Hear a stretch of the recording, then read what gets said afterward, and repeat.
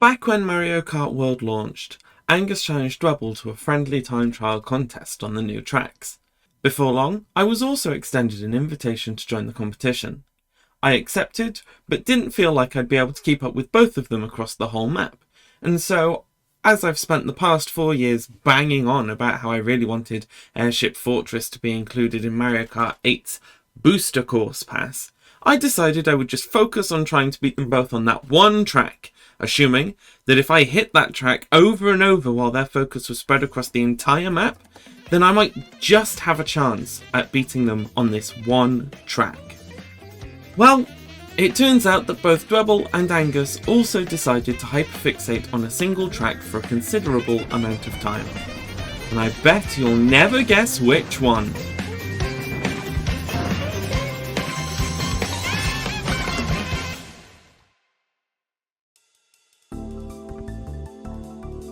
In the first few weeks after Mario Kart World's release, I put a lot of effort into earning 3 stars on all of the Grand Prix, earning 3 stars in all of the Knockout Tours, and beating all of the staff ghosts in the time trials, thinking that, like with previous Mario Kart games, doing these things would unlock more stuff. It did not. But what this meant was I'd already set a time for every track in the game by the time I was invited to join in with the time trial competition. However, these times were completed doing the absolute bare minimum that I needed to do to defeat the staff ghosts. I drove the tracks extremely conventionally, having little to no knowledge of how to drive them properly at the time. The closest thing to a shortcut I took was whatever stretch of off-road seemed like it would be the most useful to use my one mushroom a lap on, and I was still very unfamiliar with the game when I set them. While I don't have a surviving record of the time I set after beating the staff ghost on Airship Fortress, I know that I set it using Yoshi on the B-Dasher, and that it was likely around the early 2 minutes 7 second or late 2 minutes 6 second mark. I do have a clip from when I was setting the time and trying to copy the staff ghost, which is what you are watching now. Going into this challenge, I knew I would need to learn a more optimal route around the track if I wanted to compete on any level. So I watched through Angus's and Dwebl's ghost times to get an idea of what they were doing, and eventually settled on this route.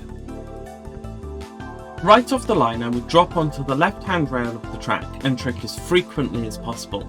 Then, just before completing this left turn, I would trick to the right, landing on the opposite rail, tricking again as many times as I could before the right turn up the chain. I would then trick off the chain, aiming to minimise airtime as much as possible before landing on the red rail that hugs the inside of the section with the rocky wrenches. Roughly midway through the first of 2 90-degree turns, I would trick to the right, giving myself a trick boost while staying on the rail. Then, on the second of these turns, I would trick just before turning the final 45 degrees to launch myself across the track, making a very brief turn to the right mid-air to avoid bumping into the wall. The way I personally judged this was as the handlebars on my bike completed turning to the right, I'd release it. I would then take the next 2 turns as tight as possible and charge a mini turbo, releasing it as the track straightens out again. I would collect 2 of the coins on this section, making sure to collect the other 2 on lap 2, and then drive onto one of the 2 rails that go through the fire, making sure to collect a coin off the rail I was on, and perform a trick, jumping to the other rail if needed to avoid being burned by the fire. I would then take the corner before the glider as tightly as possible. Upon landing in the tower, I would start as drift as tight as possible, holding it for the entire duration of the corkscrew. Staying tight is the most important thing in this section. Even bumping into the wall seems to be faster than going out wide to avoid the collision. I would then release my mini turbo as the opening out of the tower appeared. While I was practicing this, something I found helpful to notify me of when the opening was coming up was the slightly lighter colour around the torch preceding the opening.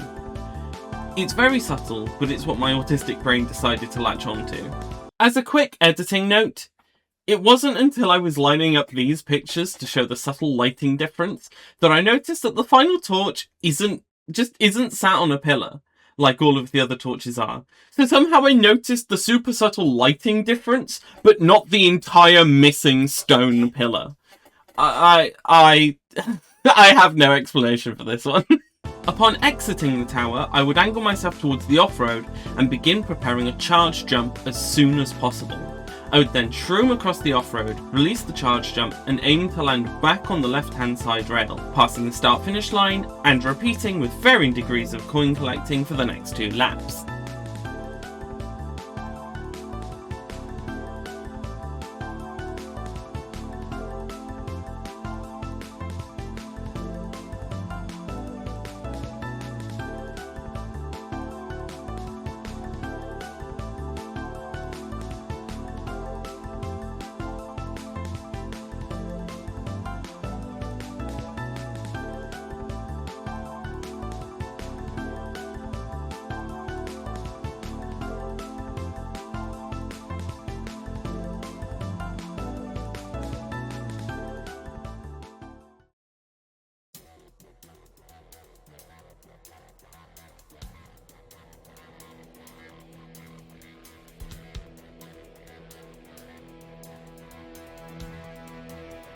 By the time I properly started to work on improving my own time, Angus had already set a 2 minute and 3.679 second run, and Dwebl was leading the contest with a time of 2 minutes and 2.373 seconds, putting both of them 3 to 5 seconds ahead of my only set time.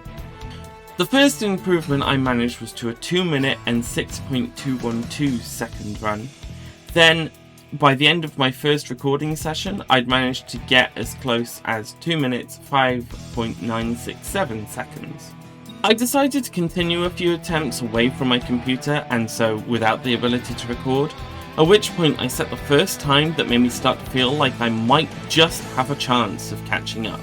A 2 minute and 3.881 seconds, putting me about a second and a half behind Dwebl and just over 2/10 away from Angus. I was pleasantly surprised to have closed the gap by so much so quickly, and started to feel as if I might actually be able to beat both of them if I put in enough time. Over the next couple of months I would keep practicing and keep improving, very, very slowly.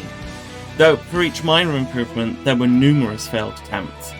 I frequently stated that I feel my main strength as a gamer is being able to adapt to new situations fairly quickly, but that my ability to do the same thing over and over again consistently leaves much to be desired.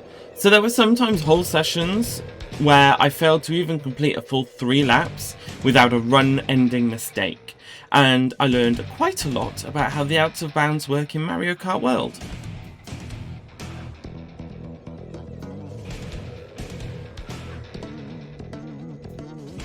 Then finally, after months, I managed to string a run together with a significant improvement and got my time down to a 2:02.325. I breathed a sigh of relief, knowing that I had finally, after tens of hours, defeated Angus and Dwebl on this one track. Now all I had to do was upload my time and check the leaderboard.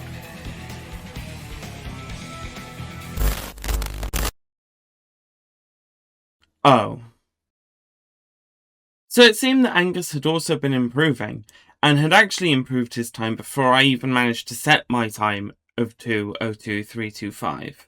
But as I hadn't checked the rankings for new ghosts in a while, I had no idea that the finish line had been moved. But at least no one else was going to join in. Okay. So Gamekoi had also been working on her Airship Fortress episode of Ghost Race Adventures, and so had been time trialling the track as well. However, lucky for me, she still had another 21 episodes of Ghost Race Adventures to create, and so moved on from Airship Fortress after just a few hours of time trialling. And so, the only time I needed to beat was still Angus's new one. And if I beat that, then... Oh, for fuck!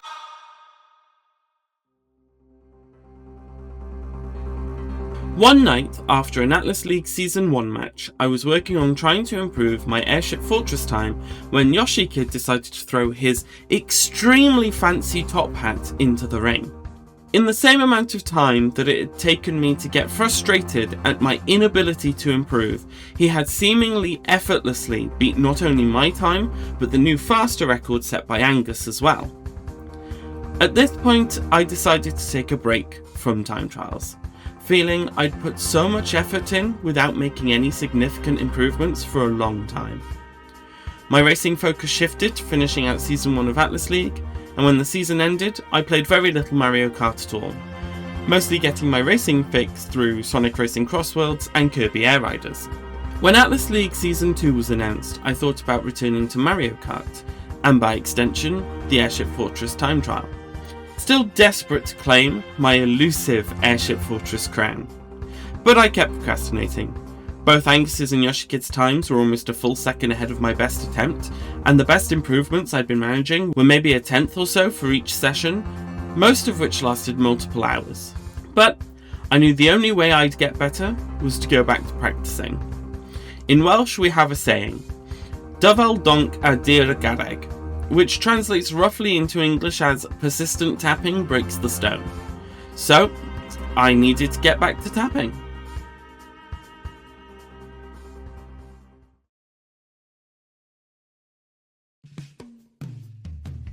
After an Atlas League Season 2 match, I found myself sitting in a voice chat with Angus, Yoshikid and Worm. After a short while, Angus and Yoshikid left, and I found myself loading up Airship Fortress for the first time in months. I started with my usual routine, playing as Rosalina and trying to shave off another couple of milliseconds. But just before he left, Angus repeated something that he'd said to me many times during this contest. He suggested that I use a lighter character than Rosalina, as he thought a lot of his advantage over me came from his use of Toad.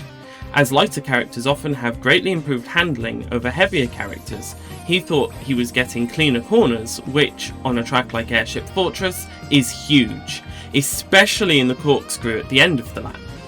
So, partway through, I switched over to Toadette, who was in close contention for my main in Mario Kart World with Rosalina, and took to the track again, taking some time to acclimatise to Toadette's different handling around the track. I managed to improve my own time fairly early on, before even managing to properly get my head around Toadette's handling, which was super encouraging. But then, after only about half an hour of playing as Toadette, I finally managed to get a 2:01:018 and beat both Angus and Yoshikid on Airship Fortress, and finally taking my place as the leader in this contest on this track. And best of all, this time there weren't any new records I hadn't noticed. I had set the best time and it stuck. All the hard work had finally paid off.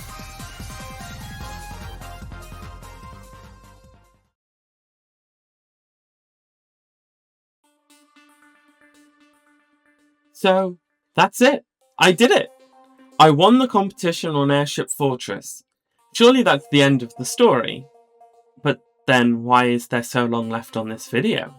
Well, that's because the story isn't over quite yet. You see, when I switched from Rosalina to Toadette, it wasn't just because of Angus's suggestions. That played a part for sure, but there was another big reason behind this character swap. It was the final piece in a plan that I'd inadvertently been working towards since the very beginning of this story. Back when I was watching Angus and Dwebbl's runs to research how best to time trial Airship Fortress, I also watched one other time trial, a 1:55:013 set by Park Avinu. Avino? I'm going to go with Avinu. Sorry if I've got your name wrong. Which I believe was the world record at the time. I didn't expect to find anything major that I would personally be able to pull off, but thought it might give me a few tips on how to optimise a few things here and there. For example, the reason I eventually started tricking forwards on all the rails because I saw it in this run, and eventually realised that it was probably done to reduce airtime by a tiny amount, and therefore increase the time that the bike is actively accelerating. There was, however, one other thing that I picked up from this time trial. On lap 1, rather than driving up the chain like I had been doing, Avinu would trick off the rail at a very precise point during this turn, land on the ground, collect these 2 coins, and then use a charge jump to get back onto the rail before the first sharp turn. This sacrificed a small amount of lap time on lap 1 for the track-long speed bonus, you would get from those extra 2 coins. This is actually something I tried to replicate on multiple occasions with Rosalina, before eventually abandoning it and going back to driving 3 laps without those 2 coins. This was for 2 main reasons. The first is that the trick is very precise, and I would fail it about 95% of the time. And the second reason was because on the few occasions that I completed a run having done this, the time saved seemed almost non-existent. So I eventually just focused on driving 3 laps normally and hoping to improve that way. After all, this isn't a trick any of my competitors had used, so I shouldn't need to utilise it either. But then, while scrolling through YouTube one day, I discovered something strange about how coins work in Mario Kart World. Rather than each coin giving you the same amount of extra speed, every coin gives you a different amount of extra speed. The first 3 or so coins are very powerful, then there's a significant drop in how much speed you gain from each coin, until you get to the last 3 coins, which are again very powerful. Now, this information has been known to me for quite some time, but then there was a new discovery relating to how coins work. In true Mario Kart fashion, the stats shown in Mario Kart World don't show the full picture. While the game only shows 4 stats, those being speed, acceleration, weight, and handling, there are actually 11 different stats for each combo. The speed is split into 3 categories for on-road, off-road, and on the water, all of which are averaged out into the one speed stat we see in the game. This is the same for the handling. In addition, the mini turbo and invincibility stats are not shown in any capacity in-game. There is, however, another secret stat that is completely invisible in the game. The coin stat. While all characters get the same speed boost for having all 20 coins, this being about 5%, the strength of each individual coin varies dramatically, with heavier characters usually getting the most value out of their final few coins, and lightweight characters getting more value out of their first few coins. If we compare Rosalina's coin stat against Toadette's, you can see that Toadette has an advantage over Rosalina on time gained per coin, right up until the 20th coin. On each of my runs, a full 3 laps of Airship Fortress earned me around about 10 coins, which doesn't do all that much for Rosalina, and so going out of my way for those extra 2 coins at the beginning is hardly worth it. But as they are the first 2 coins on the track, they are the 2 most powerful coins for a lighter character, like Toadette, allowing you to more than make up for the time lost collecting them over the rest of the course. When Angus suggested that I use a lighter character again, suddenly it clicked.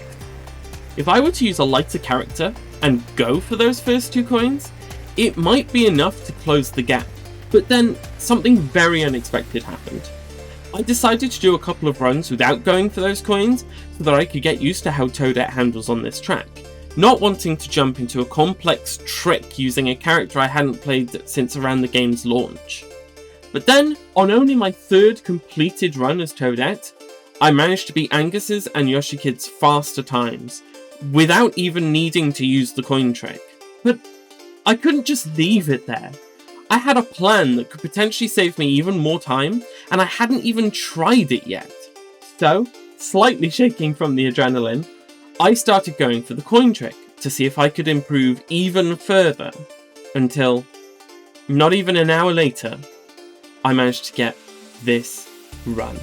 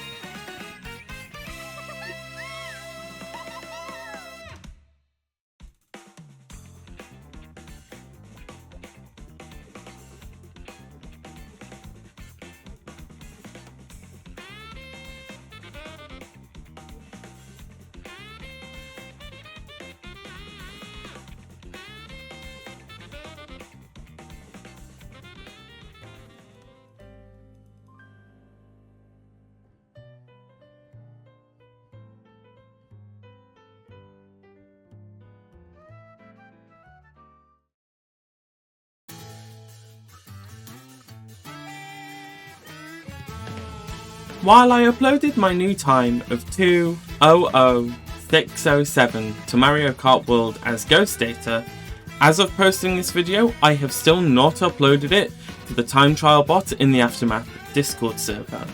This is for two reasons. First, it would mean there would be a surprise for anyone in Aftermath who took the time to watch my video, as they wouldn't actually know how it ends. Hi guys!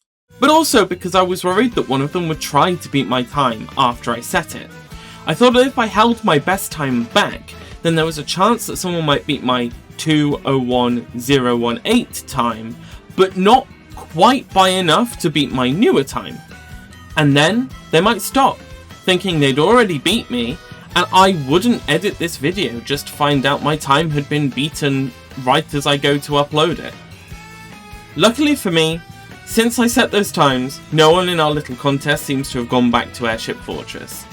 I will be uploading my best time to the Discord server probably a few days after releasing this video.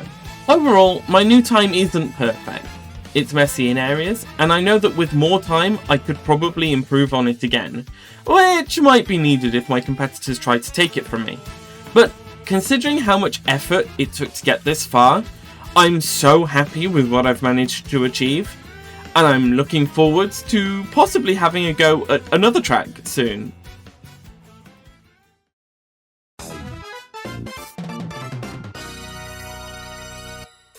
Thank you so much for watching this video. I'm not all that used to making videos with so much scripted dialogue, so I apologise for the very rough edges. Even looking back at it now, I know that there are places I could improve upon next time, and hope to get the chance to do so. I would also like to apologise for some of the audio. I know a lot of it's been fairly subpar. I had some technical gremlins combined with some pretty horrendous hay fever while recording, so hopefully it's something that will only improve next time. Please be sure to check out all the people I've mentioned in this video. You can find links to their stuff in the description. Also, you may have noticed that I never revealed GameKoi's time on Airship Fortress. This was deliberate because she has her own series going over her time trial attempts, and I don't want to ruin the result of her Airship Fortress episode for anyone. So if you want to find out how well she did, there is a link to her Ghost Race Adventures World Tour playlist in the description as well. Or you can click on the little iCard if I've remembered to do it properly. The hope is for this series, Time Trials and Tribulations, to become, a series? But if any other time trials take anywhere near as long as this one did, it may be another 9 months before the next installment. So I hope to see you all next year when that comes out. In the meantime, thank you so much for watching, and I hope to see you next time.